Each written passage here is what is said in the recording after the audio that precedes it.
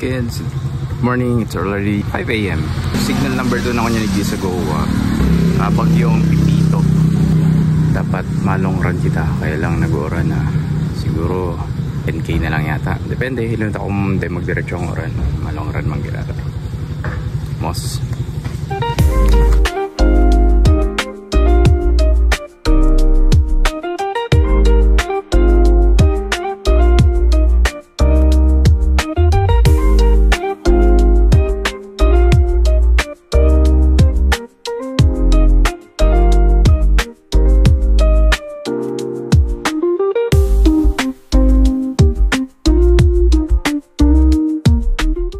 May mineral po.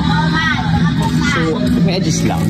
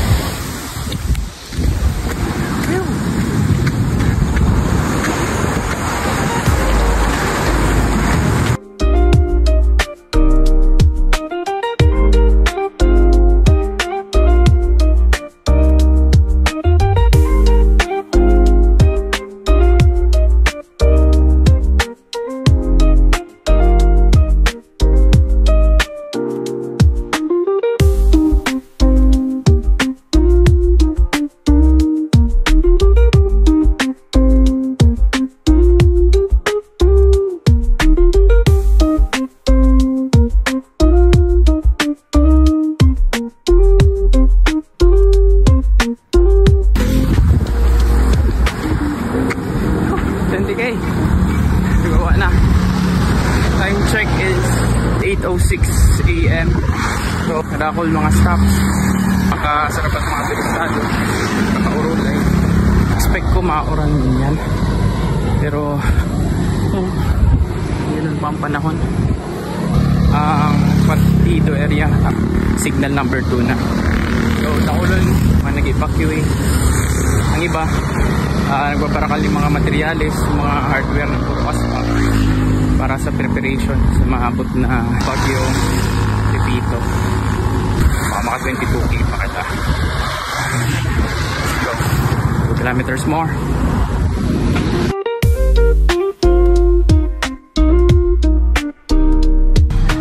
Hey kids, that ends our long run. A total of 22.24 kilometers with a total time of 2 hours 39 minutes and 17 seconds. Average pace 7 minutes and 10 seconds per kilometer.